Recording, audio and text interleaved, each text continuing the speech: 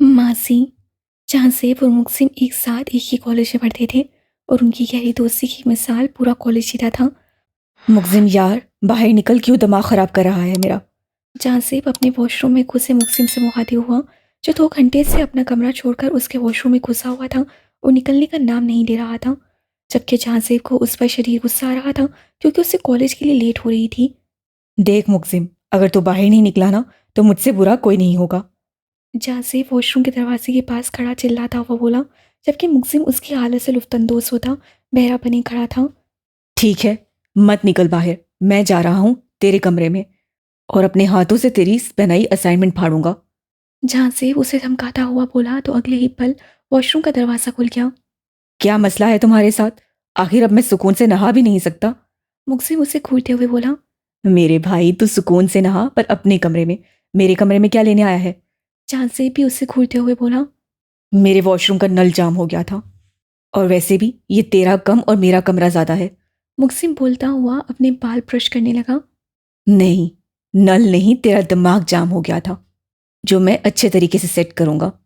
सब्र करो बेटा, फिलहाल मेरे पास इतना फजूल वक्त नहीं कि मैं तुझसे बहस करने में ज़ाया करूं। जहाँ से मुक्सिम की तरफ देखते हुए बोला, वॉशरूम में घुस गया। जहाँ से और मुक्सिम इस वक्त कॉलेज की कैंटीन में बैठे हुए थे। उनके पास एक लड़की आई। वो लड़की उन्हीं की क्लास में पढ़ती थी। जब से मुक्सिम और जहाँसेब का इस कॉलेज में एडमिशन हुआ था, तब से वो लड़की मुक्सिम के पीछे थी। वो बहाने बहाने से उससे बात करने की कोशिश करती थी, मगर मुक्सिम उसकी तरफ देखता तक नहीं था। वो लड़की चलती हुई उन दोनों के पास आई और मुक्सिम के साथ वाली कुर्सी पर बैठ गई। हेलो गाइस, कैसे हो तुम लोग? वो शौक लहजे में उनकी तरफ देखते हुए बोली, जबकि उसका इतना बोल्ड रवैया उन दोनों को ही नागवार गुजरा था। और उन दोनों में से किसी ने भी उस लड़की को जवाब देने की गलती नहीं की थी। अपनी नज़रअंदाज होने पर वो गुस्से से पागल होती वहां से उठकर चली गई, जबकि मुक्सिम और जहाँसेब ने उस पर कोई ध्यान नहीं दिया था, जैसे उनको उससे कोई भी फर्क न पड़ा हो। तानिया गुस्से में सुलगती हुई कॉलेज से निकल गई, जबकि उसका दोस्त हैदर उसके पीछे पीछे था। तानिया यार, क्या हुआ है? प्लीज मुझे कुछ तो बताओ। वो उसके साथ कदम बढ़ाता हुआ बोल रहा था, जबकि तानिया उसकी एक भी नहीं सुन रही थी। मैं तुमसे कुछ पूछ रहा हूँ। वो उसके आगे खड़े होते हुए बोला, उसकी हिम्मत कैसे हुई मुझे नज़रअंदाज करने की? क्या वो नहीं जानता है कि मैं कौन हूँ? मैं तानिया मुराद हूँ, जिससे पूरे कॉलेज की लड़की दोस्ती करने को तरसते हैं। और वो लड़का मुझे नज़रअंदाज करता है, मैं उसे छोड़ूंगी नहीं। वो बेहद गुस्से के आलम में बोल रही थी, जबकि उसके पास खड़ा हैदर सिर्फ उसे ही देख रहा था। मैं उससे बदला लेकर ही छोड़ूंगी। बहुत गरूर है ना उन दोनों को एक दूसरे की दोस्ती का। अब उन दोनों को अलग न किया तो मेरा नाम भी तानिया मुराद नहीं। हाँ हाँ ठीक है, तुम मत छोड़ना उन्हें। तुम अपना बदला ले लो, मगर ऐसे नहीं। पहले मेरी बात सुनो। मेरे पास एक आइडिया है। हैदर उसका हाथ पकड़ते हुए बोला, कैसा आइडिया? तानिया उसकी तरफ देखते हुए बोली। ऐसे नहीं बता सकता, पहले यहाँ से चलो, कहीं और जाके बताता हूँ। वो तानिया का हाथ पकड़कर गाड़ी में ले जाते हुए बोला, और अब उनका रुख रेस्टोरेंट की जानिब था। मुक्सिम उस वक्त कॉलेज की लाइब्रेरी में बैठा अपनी असाइनमेंट तैयार कर रहा था, जब तानिया उसके पास आकर बैठ गई। हेलो, कैसे हो तुम? तानिया मुक्सिम के आगे अपना हाथ बढ़ाते हुए बोली, तो मुक्सिम ने एक नज़र उसे देखा और दोबारा अपने काम में मसरूफ़ हो गया। आखिर तुम्हारे साथ मसला क्या है? तुम क्यों नहीं मुझसे बात करते? क्यों नहीं मेरी बातों का जवाब देते? तानिया उसकी तरफ देखते हुए बोली, तो मुक्सिम ने अपनी किताब बंद की और मुकम्मल तौर पर उसकी तरफ मुतवज्जा हुआ। देखिए मिस, मैं आपको नहीं जानता, लेकिन आप बार बार मुझसे मुखातिब होकर अपनी इंसल्ट खुद करवाती हैं, और मुझे आपसे बात करने में कोई दिलचस्पी नहीं है। अब बार बार मेरे सामने आकर मुझे मजीद गुस्सा मत दिलाया करें, और मेहरबानी से यहाँ से चली जाइए। मुझे मेरा काम करने दें, मैं कॉलेज पढ़ने आता हूँ, फालतू की दोस्तियाँ निभाने नहीं। मुक्सिम के लहजे में उकताहट थी। तानिया सुलगती हुई वहां से उठी और लाइब्रेरी से चली गई। तुम्हें तो मैं बताऊंगी मुक्सिम, मीर अहमद, कि तुमने मुझे नज़रअंदाज करके इतनी बड़ी गलती कर दी है। वो मकारी से मुस्कुराती हुई जहाँसेब की तरफ कदम बढ़ाते हुए बोली, हेलो मिस्टर जहाँसेब, कैसे हैं आप? तानिया जहाँसेब की तरफ देखते हुए बोली, जबकि जहाँसेब को उसका मुखातिब करना बिल्कुल पसंद नहीं आया था। मैं ठीक हूँ। वो सिर्फ 3 हर्फ तो जवाब देता, अपनी किताब की तरफ मुतवज्जा हो गया। देखिए मिस्टर जहाँसेब, मुझे आपकी हेल्प की ज़रूरत है और मुझे उम्मीद है कि आप मेरी मदद करेंगे। तानिया जहाँसेब की तरफ देखते हुए बोली। कैसी हेल्प? जहाँसेब उसकी जानिब देखते हुए बोला, दरअसल मेरी एक दोस्त है जो मिडिल क्लास फैमिली से ताल्लुक़ रखती है, और वो इसी कॉलेज में मेरे साथ ही पढ़ती है। मगर कुछ दिनों से उसे एक लड़का बहुत तंग कर रहा है, जिसकी वजह से वो कॉलेज नहीं आ रही और उस लड़के ने उसे मिलने के लिए एक रेस्टोरेंट में बुलाया है और बोला है अगर वो मिलने ना आई तो वो कभी उसका पीछा नहीं छोड़ेगा और उस कॉलेज में पढ़ना और रहना महाल कर देगा। मेरी दोस्त बहुत ज़्यादा डर गई है। वो लड़का हमारे ही कॉलेज का है और मैं जानती हूँ कि आप मेरी हेल्प करेंगे। जिस दिन वो लड़का मेरी दोस्त को मिलने आए उस दिन आप मेरे साथ चलिए और मेरी दोस्त को उस लड़के से बचाने में मेरी मदद करें। मैं आपका ये एहसान कभी नहीं भूलूंगी। मैं चाहती तो किसी और को भी ये बात बता सकती थी, मगर इस सब के लिए मुझे आप ही सही लगे। प्लीज़ मेरी मदद कर दें। ये मेरी दोस्त की ज़िंदगी का सवाल है। मैं आपका ये एहसान कभी नहीं भूलूंगी। तानिया चांदसेब की तरफ देखती नम लहजे में बोली। ठीक है, मैं तैयार हूँ आपकी मदद करने के लिए, मगर वो लड़का कब मिल रहा है और कहाँ मिल रहा है मुझे बता दीजिएगा, मैं आ जाऊँगा। चांदसेब तानिया की तरफ देखते हुए बोला, आपका बहुत बहुत शुक्रिया, मैं आपका एहसान कभी नहीं भूलूंगी। और वो लड़का कब मिल रहा है ये बात मैं आपको कल ही बता दूंगी। तानिया मुस्कुराते हुए बोली और उठकर वापस ही चली गई, जबकि चेहरे पर मकरू मुस्कुराहट थी। मुक्सिम इस वक्त अपने कमरे में बैठा पढ़ने में मसरूफ था जब उसके फ़ोन पर एक अननोन नंबर से कॉल आई। मुक्सिम ने कॉल रिसीव की और फ़ोन कान से लगाया। हेलो हेलो हेलो, मैं बहुत बड़ी मुसीबत में फंस गई हूँ। खुदा के लिए मुझे यहाँ से बचा लो आकर, कि ये दरिंदा मुझे मार देगा, मेरी इज्जत हाक हो जाएगी। फ़ोन में से किसी रोती गिड़गिड़ाती लड़की की आवाज़ सुनाई दी। हेलो, आप कौन बोल रही हैं और कहाँ से बोल रही हैं? प्लीज़ मुझे बताएं। मुक्सिम मुकम्मल उसकी तरफ मुतवज्जा होते हुए बोला, मैं आपकी क्लासमेट अलीशा हूँ, प्लीज़ मुझे बचा लें। मैं इस वक्त कॉलेज के पीछे बनी बिल्डिंग में मौजूद हूँ, प्लीज़ मेरी मदद कर दें। वो लड़की मुसलसल रो रही थी। ठीक है, मैं आ रहा हूँ, आप परेशान मत हो, मैं बस आ रहा हूँ। मुक्सिम बोलता हुआ फ़ोन बंद करता उठकर बाहर की तरफ भागा। चांसेब इस वक्त अपने कमरे में मौजूद बेड पर नीम दराज था। जब उसका फ़ोन बजा उसे देखा तो किसी अनजान नंबर से कॉल थी। उसे फ़ोन कान से लगाया। हेलो चांसेब, तानिया बात कर रही हूँ। इस वक्त मैं कॉलेज की पीछे वाली बिल्डिंग में मौजूद हूँ। वो लड़का मेरी दोस्त के साथ वहीं पर मौजूद है। वो उसके साथ ज़बरदस्ती करने की कोशिश कर रहा है। प्लीज़ तुम जल्दी पहुँचो, मुझे तुम्हारी मदद की ज़रूरत है। तानिया बोलते ही फ़ोन काट गई, जबकि चांसेब तेज़ी से उठा और भागता हुआ अपनी बाइक तक पहुँचा। मुक्सिम उस बिल्डिंग में पहुँचा तो उसे वहाँ कोई भी दिखाई नहीं दिया। उसने आगे होकर एक कमरे का दरवाज़ा खोला तो सामने ही एक लड़की कुर्सी पर बैठी हुई नजर आई। आप ठीक हैं? मुक्सिम उसकी जानिब कदम बढ़ाते हुए बोला तो वो लड़की एकदम से उठ खड़ी हुई और अपने कपड़े फाड़ने लगी। ये आप क्या कर रही हैं? आपने तो मुझे मदद के लिए बुलाया था ना? मुक्सिम उसकी जानिब देखते हुए बोला, जो अपने कपड़े पूरी तरह से फाड़ने में लगी हुई थी। हाँ, मैंने तुम्हें अपनी मदद के लिए बुलाया था, मगर अफसोस अब तुम्हारी मदद के लिए कोई नहीं आएगा। वो लड़की ये बोलते हुए उसकी तरफ कदम बढ़ाने लगी। क्या तुम पागल हो गई हो? और बेवकूफ़ लड़की, ये तुम क्या कर रही हो? वो उस लड़की पर चिल्लाता हुआ बोला, जबकि वो लड़की अपने हाथ में एक चाकू को पकड़कर उसकी तरफ कदम बढ़ाने लग गई। वो अभी उस पर वार करती, मुक्सिम ने पहले ही उसके चाकू वाले हाथ को पकड़ लिया और उसे एक धक्का दिया, जिससे वो बेड पर जा गिरी। मुक्सिम उसे देखता वापस मुड़ा, मगर सामने चांदसेब को देखकर कदम वहीं रुक गए। तुम घटिया वैशी इंसान, ये तुमने क्या किया है इस लड़की के साथ? क्या तुम्हें शर्म नहीं आई ये सब करते हुए? तुम इस कदर घटिया हो सकते हो, मैं कभी ख्वाब में भी नहीं सोच सकता था। चांदसेब उसका गिरबान पकड़ते हुए चिल्लाकर बोला। जहांजेब यार, मेरी बात सुन, जो तू समझ रहा है वो गलत है। मुक्सिम उससे अपना गिरबान छुड़वाता हुआ बोला। मैं जो समझ रहा हूँ वो गलत है। जो मैंने अपनी आंखों से देखा, क्या वो भी झूठ है? इस लड़की की हालत देखो, इस सब के जिम्मेदार तुम हो। तुमने जो कुछ भी किया ये अच्छा नहीं किया। तुमने हमारे खानदान की इज्जत को खाक कर दिया। चांदसेब उसके चेहरे पर घूंसों की बरसात करते हुए बोला। तब मुक्सिम ने उसके मुंह पर ये सब सुनकर गुस्से से पागल होते जवाबी कार्रवाई में उसे भी मारना शुरू कर दिया। एक दूसरे को मारते वो दोनों लहूलुहान हो गए थे। जब कॉलेज की इंतजामिया वहां पर पहुंचे और उन दोनों को एक दूसरे से अलग किया। आलिम साहब इस वक्त प्रिंसिपल के ऑफिस में मौजूद थे, जबकि उनके सामने चांदसेब और मुक्सिम खड़े थे। देखिए प्रिंसिपल साहब, मैं उन वालिदैन में से नहीं हूँ जो अपने बच्चों की गलतियाँ छुपाते हैं। मेरा बेटा अपनी ज़िंदगी में 1000 गलतियाँ कर सकता है, मगर वो किसी लड़की की इज्जत पर हाथ नहीं डाल सकता। मैं इस बात पर यकीन नहीं रखता। मेरी आपसे गुजारिश है कि आप इस बात को हर तरफ फैलाने से बेहतर है कि आप अपने कॉलेज इंतजामिया के साथ मिलकर इस बात की तह तक जाएं। आलिम साहब प्रिंसिपल को देखते हुए संजीदगी से बोले। देखिए मिस्टर हालिम साहब, हमने वो सब अपनी आंखों से देखा है, हम उसे झुठला नहीं सकते। प्रिंसिपल साहब आलिम साहब की तरफ देखते हुए बोले। ठीक है, मेरी तरफ से कल एक पुलिस टीम आपके कॉलेज आएगी और सारी छानबीन अब पुलिस ही करेगी। मेरी एक बात याद रखें, सच सामने आने के बाद आपके कॉलेज की रेपुटेशन का क्या होगा इसके जिम्मेदार हम नहीं होंगे। आलिम साहब बोलते हुए उठ खड़े हुए और मुक्सिम और जांसेब को अपने पीछे आने का इशारा करते वहां से निकल गए। कुछ दिनों बाद ही सारा सच सीसीटीवी फुटेज के जरिए सबके सामने आ चुका था। उस सानिया और लीशा की हकीकत सबके सामने आ चुकी थी, जिसकी वजह से उन दोनों को कॉलेज से निकाल दिया गया था। आगे ये बात जांसेब बहुत शर्मिंदा हुआ था। उसने मुक्सिम से बहुत बार माफ़ी मांगने की कोशिश भी की थी, मगर ना तो वो उसकी तरफ देखता था और ना ही उसकी किसी बात का जवाब देता था। मुक्सिम पढ़ने के लिए लंदन चला गया जांसेब को बताए बगैर, और जांसेब माफ़ी मांगकर मुक्सिम की बेरूही वक्त के साथ साथ बढ़ती जा रही थी और उसके बार बार नज़रअंदाज करने की वजह से जांसेब भी पत्थर बन गया। थक चुका था आखिर मुक्सिम की बेरूही से।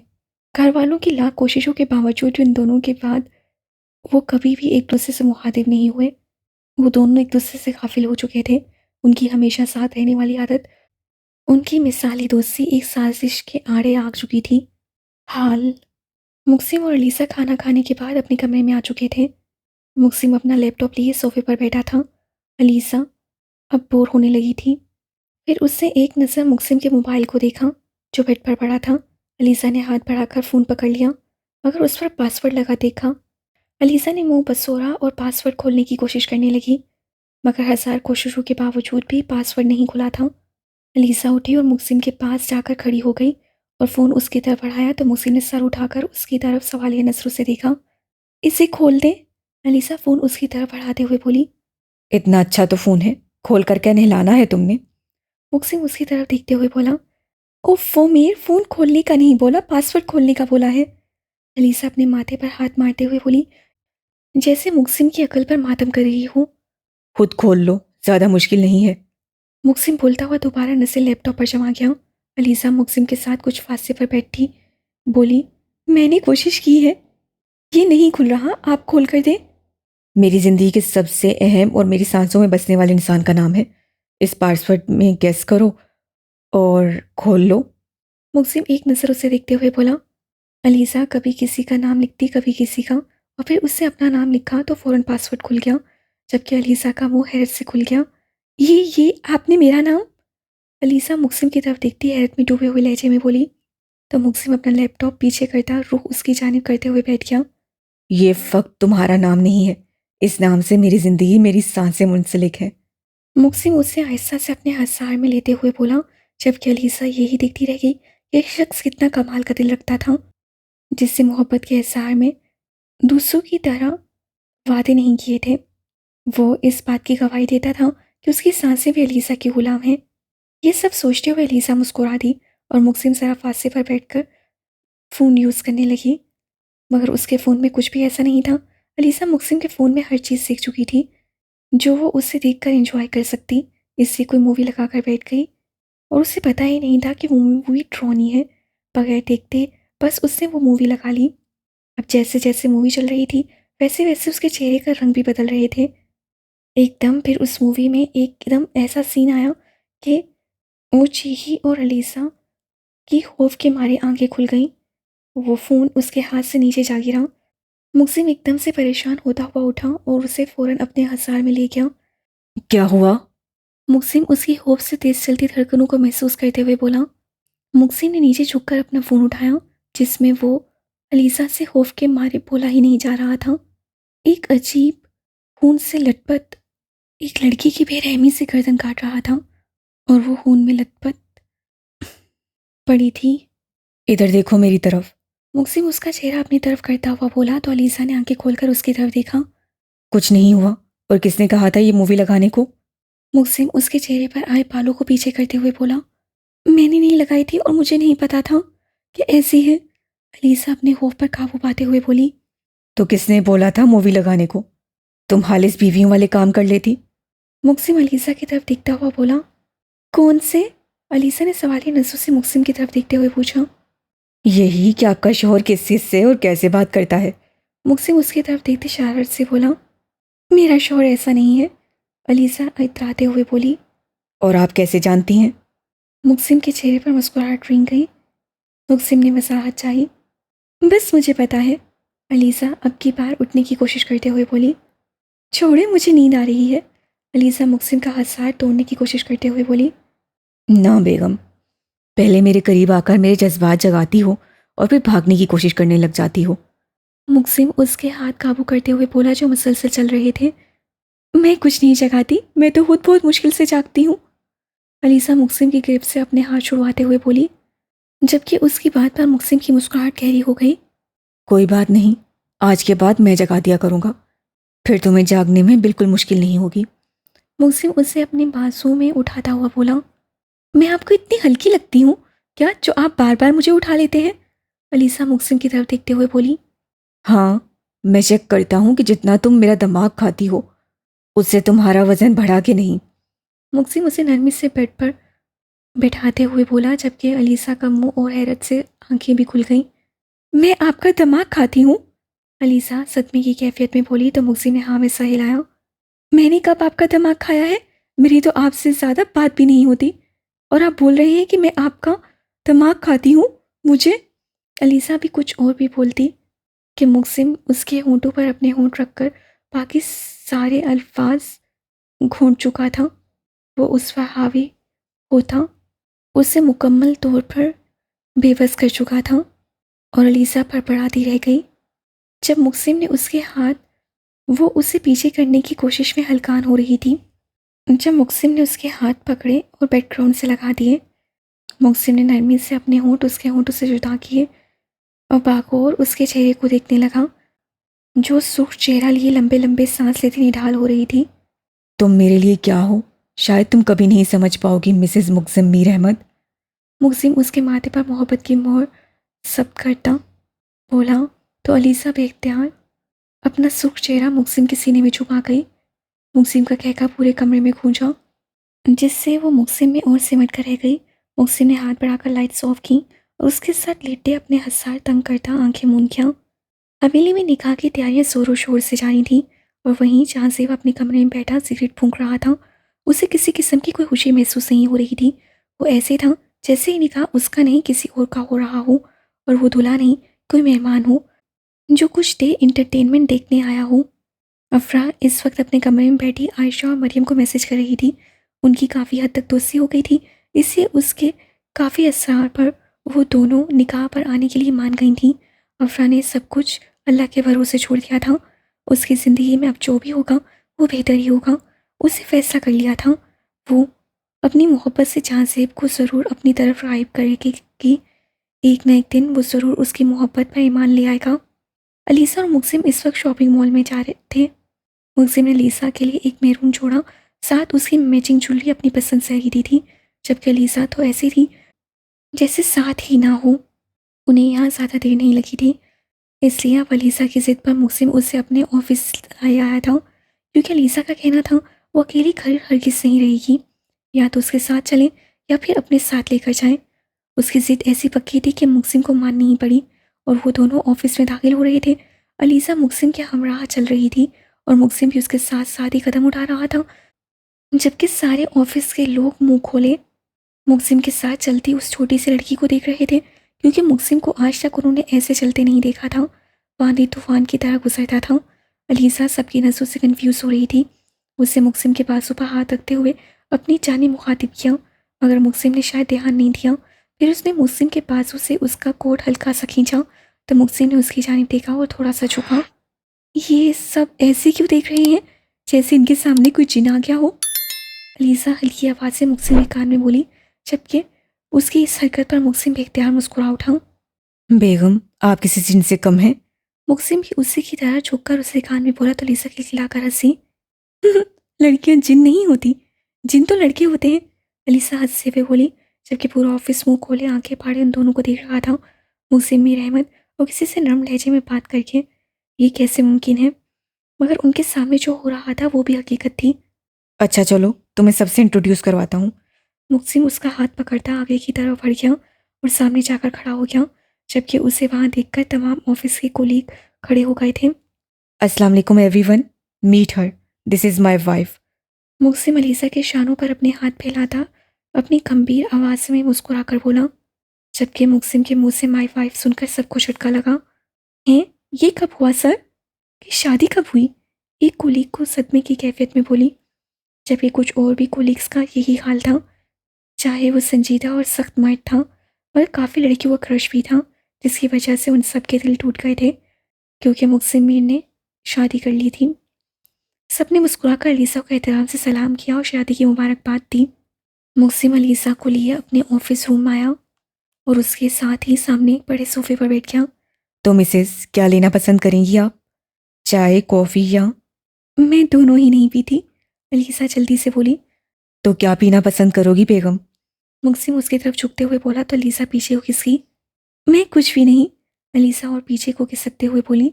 मुक्सिम ने आंखें छोटी करके अलीसा को देखा और फिर एक ही झटके से उसे खींचते हुए अपने करीब कर चुका था। लेकिन मुझे तो तुम्हें कुछ ना कुछ लाजमी पिलाना है, इससे तुम आज चाय पियोगी। मुक्सिम उससे गाल पर लप रखते हुए बोला, मैं नहीं पीती चाय और आपको शर्म नहीं आती? ये घर नहीं है। अलीसा उसके सीने पर दोनों हाथ रखे उसे पीछे करने की कोशिश करते हुए बोली। नहीं, मुझे शर्म नहीं आती, और आएगी भी क्यों? मेरी अपनी बीवी है, मेरा अपना ऑफिस है, फिर मैं क्यों शर्म करूं? मुक्सिम उसके लबों पर बोसा देते हुए बोला, जबकि अलीसा शर्म और घबराहट से सुर्ख हो गई थी और अब उससे वो खुद पर झुकता देखकर पूरी तरह से मचली थी। छोड़े मुझे प्लीज, आपको शर्म क्यों नहीं आती?